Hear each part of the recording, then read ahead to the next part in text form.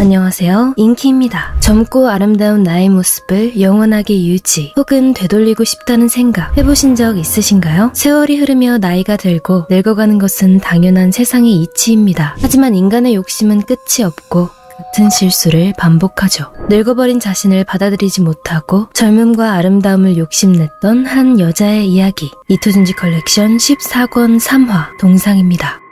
새소리조차 들리지 않던 어느 새카만 밤, 이상한 동상이 서 있는 한 공원에서 한 남자의 시체를 질질 끌고 가는 소노베. 난 아무 잘못이 없다는 말을 반복하며 연못 근처까지 남자를 끌고 간 그녀는 조금의 망설임도 없이 남자의 시신을 연못으로 던져버립니다. 그렇게 다음날 아침, 이상한 동상이 서 있던 곳의 이름은 청동중앙공원. 아침부터 공원에는 즐겁게 뛰어노는 아이들과 어머니들의 수다로 가득 채워져 있습니다. 아주머니들은 매일같이 동상 앞에 모여 앉아 온갖 주변 이야기들을 하며 소문에 대한 수다를 떨고 있었죠. 그때 그들에게 새로 이사온 주민이 다가옵니다. 아이를 인사시키며 잘 부탁드린다고 말하는 그녀를 반갑게 맞이하며 아이에게 이름을 묻는 아주머니들. 그렇게 아이에게 저기 놀이터에 있는 우리 아이들과 함께 어울리라 이야기하는데 스스무는 뒤편을 가리키며 저건 누구냐고 말하죠. 그 말에 다같이 뒤를 돌아 동상을 보게 됩니다. 이건 전 시장의 동상이란다. 5년 전에 시장이 이 공원을 만들 때 같이 세운 거지. 옆에 있는 게 부인이죠? 부인 동상을 바라보며 참 젊고 예뻤다고 조롱하듯 비웃으며 이야기를 나누는 아주머니들.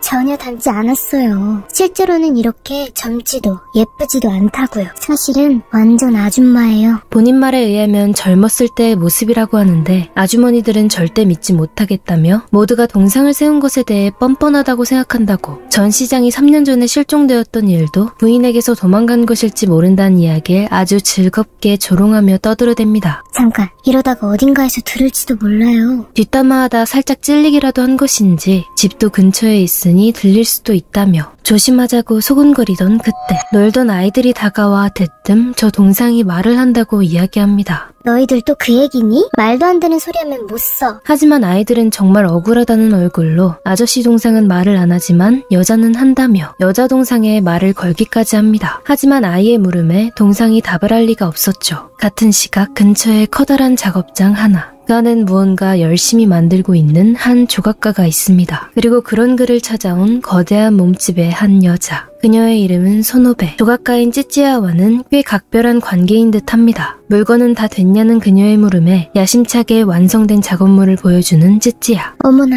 아름다워라.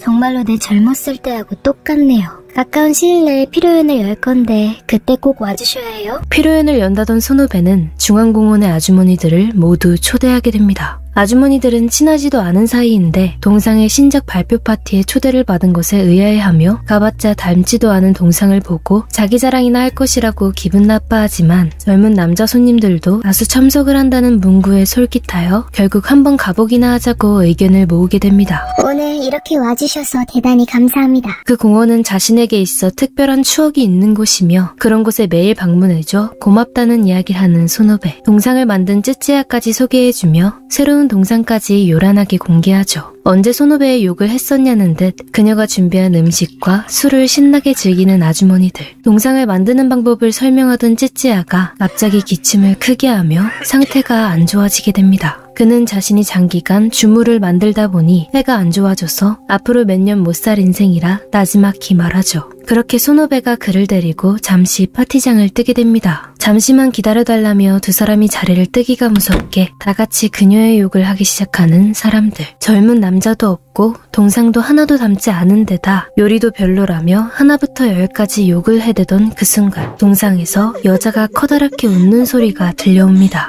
화들짝 놀란 아주머니들이 동상을 돌아보자 동상은 당신들 얘기를 모두 다 들었다고, 공원에서 흉을 보는 것도 들었다 소리칩니다. 사실 동상 안에는 고강도 도청 마이크와 감시 카메라 그리고 스피커가 내장돼 있었고 그녀는 방 안에 있었으며 공원에서 일어나는 일들을 모두 알 수 있었던 것이었죠. 자, 슬슬 졸려지기 시작했을 텐데. 그녀가 말을 마치자마자 기다렸다는 듯 하나둘 약에 취해 쓰러지는 아주머니들. 그렇게 모두가 눈을 떠보니 보이는 쯔찌야 씨의 작업장. 자신들이 묶여있다는 사실에 기겁한 아주머니들이 소리를 지르기 시작했고 소노베는 그들에게 당신들을 풀어줄 생각은 없다 단호히 말합니다. 그리고 소노베는 쯔찌야에게 아주 멋진 생각이 떠올랐다며 이 사람들을 석고로 만들면 어떻겠냐고 묻습니다. 소노베의 분부라면 모두 따르던 찌찌아는 결국 그녀의 청을 들어주게 되었고 묶여서 살아 소리를 지르는 여자들에게 그대로 석고를 부어버리는 두 사람. 여러 명의 여자들이 내지르던 끔찍한 비명소리도 석고를 부을수록 잦아들어 버립니다. 일을 마치곤 뿌듯하게 작업물을 바라보는 두 사람.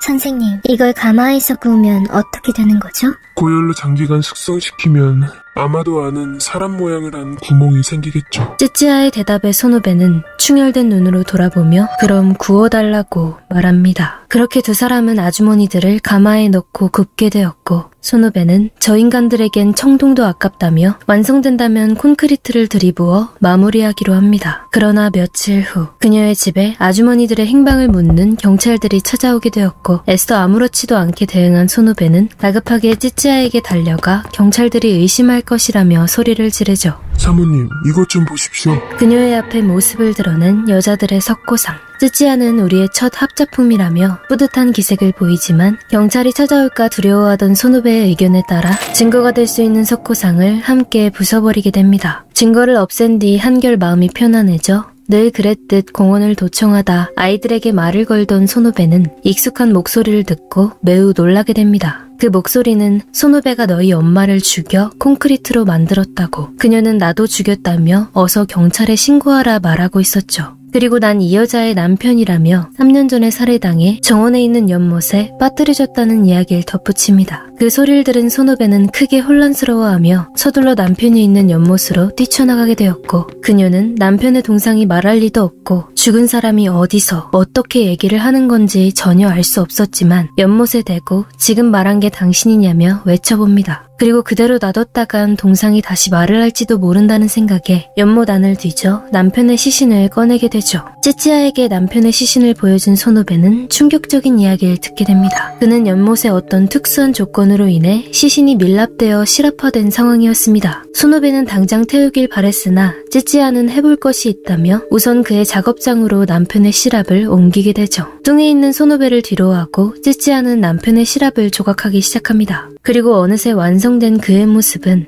누가 봐도 완벽히 아름다운 남성의 자태였습니다. 변해버린 남편의 모습에 아름답다고 생각하던 그녀는 찌찌아에게 이것도 동상으로 만들어달라 부탁을 하게 되었고 그렇게 자신의 젊을 적 동상과 함께 남편의 동상을 세워두게 된 소노베. 보는 것만으로도 황홀하다며 남편의 동상에 손을 대던 그 순간 동상에서 손대지 말라고 소리를 지르는 목소리가 들려옵니다. 화들짝 놀란 소노베가 당신이냐 묻자 동상들은 우린 단둘이 있고 싶으니 아줌마는 꺼지라며 화를 내죠. 그녀는 그 말에 격분하며 이 여자 동상은 내 젊었을 때의 동상이니 결국 이건 나라고 애써 소리를 질러보지만 동상들은 콧방귀도 뀌지 않은 채 전혀 닮지 않았다고 무시해버립니다. 당신도 원래 뚱뚱하고 못생긴 할아범 아니었냐고, 그리고 너도 늙으면 나처럼 된다고 말해보지만 동상은 늙지 않으니 나이도 먹지 않으며 남편은 이미 아름다워진 상태이기에 조금의 타격조차 없었습니다. 그렇게 둘만의 시간을 보내는 아름다운 동상들을 뒤로한 채 울며 좌절하곤 자리를 떠나버리는 소노베. 아, 찌찌아 선생님, 그때 복잡 미묘한 감정이라니 뭐라고 말해야 좋을지. 선생님은 제 마음을 이해하실 수 있으신가요? 선생님께서 만드신 두 개의 동상, 하나는 젊었을 때의 나이고 또 하나는 아름다운 남자. 그건 틀림없는 선생님의 젊었을 때의 모습이었습니다. 내가 한때 지독히도 사랑했던 남자. 그 동상한테 그런 대접을 받을 줄이야. 그래서 전 결심했답니다.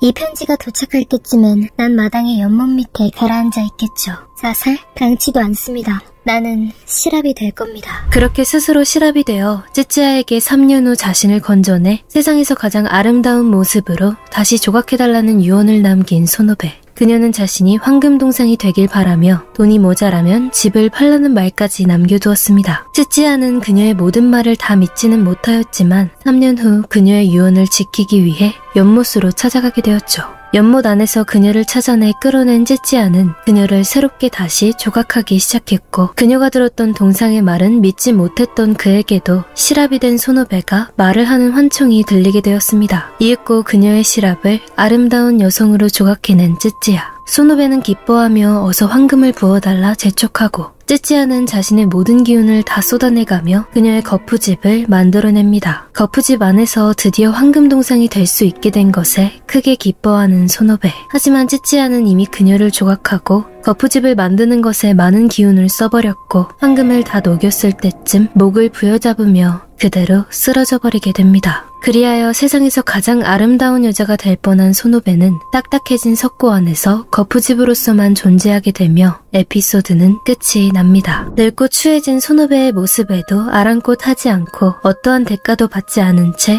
그녀의 말이라면 무엇이든 들어주었던 남자 쯔쯔야. 젊을 적 아름다웠던 두 사람이 둘의 사랑을 욕심 없이 잘 지켜만 갔다면 소노베가 상처받고 타락하며 악마로 변해갔을 일도, 쯔쯔야가 죽을 수도 있는 작업을 소노베를 위해 했을 일도 없이 행복하게 잘 살아갈 수 있었을 텐데 라는 생각에 참 아쉬운 마음이 드네요. 언제나 욕심을 부리는 것이 문제가 되는 추잡하지만 슬픈 사랑 이야기였던 것 같습니다. 오늘도 재밌으셨다면 구독과 좋아요 잊지 말아주세요. 그럼 다음 영상에서 뵙겠습니다.